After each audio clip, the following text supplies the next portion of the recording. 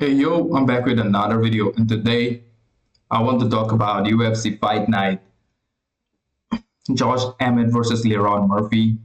Uh, I predicted Lerone Murphy to win by unanimous decision, and he did win by unanimous decision. A lot of people are not happy with the fight card. Honestly, I did not watch all the fights. I watched the Brett Tavares fight, and I started from the Brett Tavares fight and continued watching till the main event, of course. Before I start today's video, please subscribe to my channel. I've got very few subscribers, and I'm going to do a recap of probably 4 fights, but still I'm going to talk about the other fights as well. Okay, let us start from the early prelims. Talita Alencar versus Vanessa Demopoulos. I thought Vanessa Demopoulos will win this by unanimous decision, but she lost. The winner was Alencar by unanimous decision. All right, next move. Let's move on to the second fight. Martin Budai was supposed to fight against Kennedy Nedichukwu, but he ended up fighting against Uran Sadbaldiev, and Budai won by unanimous decision. I did not watch this fight, and I did not predict this fight. Okay. Victor Henry versus Pedro Falcao. I picked Victor Henry to win by unanimous decision. Yeah, he did win by unanimous decision because Pedro Falcao is not exactly a great fighter, and Victor Henry is also not a great fighter. So, yep. Loma Lukbunmi. I predicted Loma Lukbunmi to win this one by unanimous decision, and she did win by unanimous decision. So big shout out to Loma Lukbunmi. Okay, let's move forward. Rhys McKee versus Daniel Frunza. Now this was a surprise for me. I thought Daniel Frunza will win this one, but Rhys McKee defeated Daniel Frunza by a knockout. So I guess I was wrong about Rhys McKee. Rhys McKee, the only thing that I remember about Rhys McKee is the fact that he got really brutally beaten up by Hamza Chimaev. Then he lost to Alex Moreno. Then he had the 3 wins in Cage Warriors. Then he came back and lost to Angelusa and Chidi Nzukwani. So I guess Rhys McKee will be an unranked fighter who will defeat a lot of other unranked fighters. I think that is what he will be. I don't see this guy getting into the rankings. I did not. I think I watched the fight. Like, yeah, I think I did watch this. I did not watch the fight, but I watched the knockout. But again, big shout out to Rhys McKee. Daniel Barbosa versus Diana Belvita. I predicted Barbosa to win this one, and she did win this one by submission. Big shout out to Diana Barbosa. Good performance.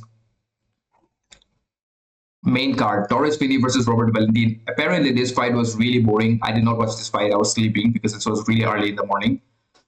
I thought Torrez Finney will win this one by decision.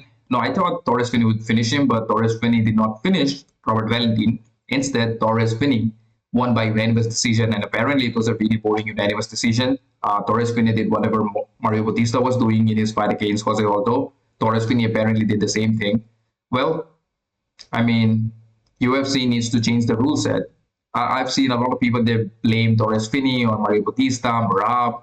At times they used to blame Habib for takedowns and everything, but you cannot really blame the fighters. You need to change the rule set. Movsar Evloev, he also does the same thing where he takes his opponent down and does not really do a lot of damage on the ground. But there was one fighter in this fight card who did a lot of damage on the, once he took his opponent to the ground, he did a lot of damage. We'll talk about him. But first, Torrez Finney, he got the win. I don't know what will the UFC do with him because his performance was apparently really bad against Robert Valentin. So, and Robert Valentin is not exactly a high-level fighter. So if you're struggling with Robert Valentin, I don't know what the top 15 will do to you. Not even the top 15. Someone like Brett Tavares will do some damage to Finney. Okay. Another surprise for me, Ode Osborne knocked out Luis Gurule. I don't know who I picked in this one to win. I think I did not pick anybody to win this in this one. But big shout out to Ode Osborne for knocking his opponent out. Ode Osborne, he lost to Ronaldo Rodriguez, and he has lost to Rafael Filhao and Asu Almabayev. Almabayev is a good fighter. Filhao, I don't exactly know. Rodriguez is not a good fighter. He last week lost to Kevin Gorgas.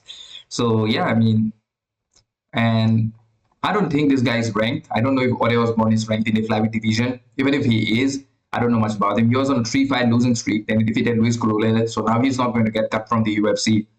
So props to him for saving his job. As far as Luis Gurule, I don't know. He got knocked out by Ode Osborne. So yeah, I don't see him having great chances in. Or maybe I predict. No, I think I picked Luis Gurule to win this one. So big shout out to like Ozzy Osbourne for proving me wrong. Brett Tavares versus Jarrell Marcheret. Uh, I thought Brett Tavares won this one. In the last round, I think Jarrell Merchant, he took down, was he able to take down Brett Tavares? No, he was not exactly able to take down Brett Tavares. He was holding him against the cage. Then the referee stood them up. Yeah, the referee separated them, and then Jarrell Merchant tried to do the same thing, but he could not. And Brett Tavares won this by unanimous decision. So, yeah, good win for him, good win. I mean, he trains at Extreme Couture, so yeah, good for him, man. Kind of like a boring fight, but not exactly a boring fight, but it was a good fight. Brett Tavares was landing some good shots in the second round. Even GM3 was landing some good shots, but it is what it is, man. Not exactly a super exciting fight. I think the best performance now, Jang Ho Lee, I think he had the best performance tonight. I haven't watched the prelims, but among the 4 fights that I've watched, Jang Ho Lee, the Korean Khabib, who wants to be the Korean machine, I think you're better off being a Korean Khabib, brother. I don't know why you want to be the Korean machine because Marab is not exactly an exciting fighter. Marab does not really have a great fan base. If you consider yourself to be Korean Khabib and you get a fan base like Khabib, dude, you can be really, really successful. Chang Ho Lee is 30 years old. He looks a little younger in this picture. And even when he was, like, even in the fight, he looked much younger than someone like Cortavious. Cortavious Romius also missed weight by 3 pounds, which I'm assuming he's going to give like what 30 to 40% of his purse to Cheng Ho Lee. And Cheng Ho Lee also probably got the performance of the night bonus. Yeah, UFC Fight Night performance of the night. So Cheng Ho Lee is making some money, and good for him. Uh, yeah, really good performance by him. He has really good grappling. Cortavious was landing some good shots on the feet, but as soon as the fight went to the ground, Cheng Ho Lee was able to basically scramble and get the better positions, and eventually he was able to win the fight by ground and pound. Cortavious, I think he was doing really well on the feet, but he kind of wanted to go for submissions.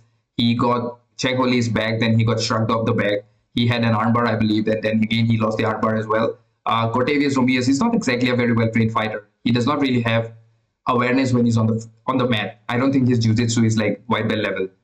Yeah, maybe his jiu-jitsu is like blue belt level, whereas Cheng Ho Lee is probably like brown belt or something. But yeah, really good performance by Cheng Ho Lee. He is someone who takes his opponent to the ground and does damage on the ground. That is rare to see, and he's 30 years old. If you kind of speed run, yeah, then he might be fighting, like he might get to the top 10 by the time he's like 32. So yeah, he's already 31. He's going to be 31. So by the time he's like 32, 33, he can do something well. I don't see this guy becoming a champion because he's really old at 30. But his fighting style is pretty good. Like, but he's kind of defensively not exactly great when it. Yeah, he's defensively on the feet. He's not really great because Cortavious was letting some good shots on him. Also, Cortavious was like 3 pounds overweight, so that is something we need to figure how Cheng Ho Lee does against somebody who does not miss weight. So yeah, good performance by Cheng Ho Lee. Performance of the night.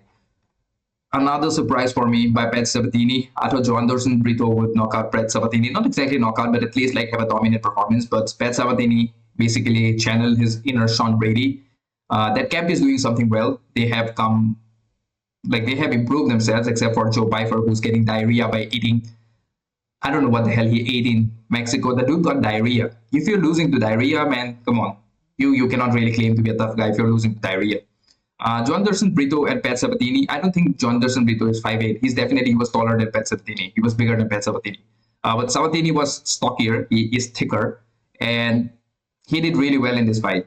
Every time he got an opportunity to take down Joanderson Brito, he took him down. And he was able to he dominated him for, 13 and a half minutes. Yep, more than 13 minutes. They fought for 15 minutes. And Pat Sabatini dominated Joanderson Brito for 14 minutes. No, almost 14 minutes. Yep. So, yeah, Joanderson Brito, his performance was really, really bad. He was trying to pull guillotines just like Dustin Poirier did against Benoit Saint-Denis. The only difference was Dustin was able to find a knockout. Brito wasn't. And I don't know, like maybe he does not know how to defend the takedown or something. I don't know, whatever his problem is.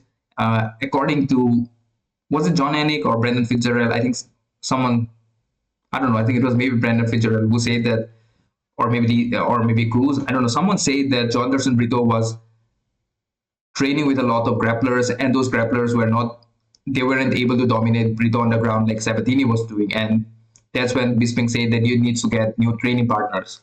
And I agree with Bisping, man. I genuinely agree with Bisping at this point of time.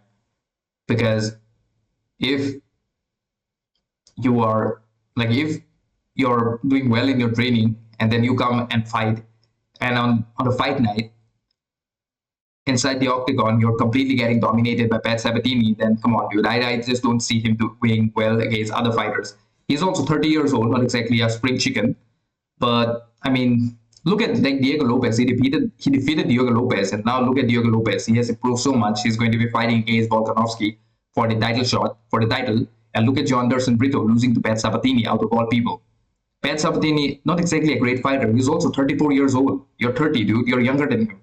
And by the time Pat Sabatini fights next, he'll be 35 years old. So I do not see him getting ranked or anything like that, or doing something, crazy in the division. But yeah, good performance by Pat Sabatini. Really dominant performance. Now the main event, it went exactly as I predicted it to go. Lerone Murphy by unanimous decision. I'd say like if there was anybody who had the potential to finish this fight, it was Josh Emmet. But Murphy did hurt Josh Emmet, I think, towards the end of the round. I think it was the 5th round when Lerone Murphy landed a really good right hand, and Josh Emmet was kind of blocked. But what can I say? I mean, this was a good performance by Lerone Murphy. A lot of people were angry. They were booing Lerone Murphy. I mean, what's the point? Do we want Lerone Murphy to stand in front of Josh Emmet and get knocked out? I don't think he's dumb enough to do that. I mean, the only person who's dumb enough to do that was Bryce Mitchell. So I'm really worried about him. But a really good performance by Lerone Murphy, to be honest. Not exactly a super like entertaining performance. Now, would I like to watch another Lerone Murphy fight? The answer is no. But the only person that I like Lerone Murphy to fight next would be Yusuf Zalal. I think Yusuf Zalal is ranked number 13 at this point of time, or probably 12 or 14, somewhere around there. So Lerone Murphy versus Yusuf Zalal will be a really good fight because they both have a similar kind of a striker.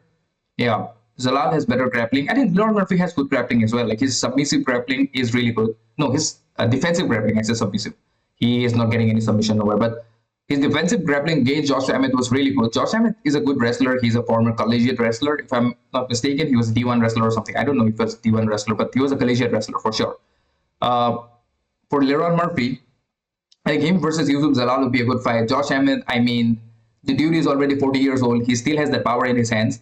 A lot of I don't think Josh Emmet landed a clear strike on Lerone Murphy in this fight. He landed mostly on Murphy's shoulder. He landed, I think, a couple of good shots, but I don't think he landed a clean shot on Murphy. Because if Josh Emmet landed something clean, I think Murphy would have been rocked. But Murphy did not get rocked in this entire fight. So, I mean, I would say it was a decent performance by Murphy. Like, he's getting the wins. At the end of the day, it's better to get a win than to lose by being a showboating fighter. Look at Tony Ferguson. He had no business taking the fight against Justin Gaethje. He took the fight. What happened after that? Look at where Tony is. He's fighting against Dylan Dennis in PFL. Not PFL, GFL. For God's sake, if Tony would not have taken that fight against Justin Gaethje, if he would have been a bit smarter, if he would have taken the fight smarter, but I cannot expect that from Tony. So that's my thing. Like, I don't want fighters to unnecessarily put themselves in the fight in a position where they're getting damaged. Because at the end of the day, when you meet a fighter who's retired and you see that they cannot form a sentence properly, they're slurring their words, and yeah, I just don't want anybody to go through that. Like I don't know how to say it. Like, be careful about your future. Like, be careful about the decisions that you're making as a fighter because you're young. Once you retire, once you cannot fight, what happens there? Like, yeah, I mean, getting an unnecessary amount of damage is not a good idea. I know we all like to watch exciting fights where fighters are trying to knock each other out, but trust me, that's good, but not every time. So yeah, good performance by Lerone Murphy in my opinion. He won the fight, not an exciting performance. I predicted that it was going to be a boring decision, but it is what it is, man. I guess that's it from today's video. Do write me in the comments section what you thought about today's fights. A lot of people are saying that this was the boring fight card. Maybe it was because I did not watch the entire fight card. The fights that I watched were kind of interesting. They're not exactly super interesting, but they were good. They're decent enough to watch the fights. So yeah, write me in the comment section what you thought about this fight card, and subscribe to my channel. I've got very few subscribers. Share this to your friends and family, and peace out.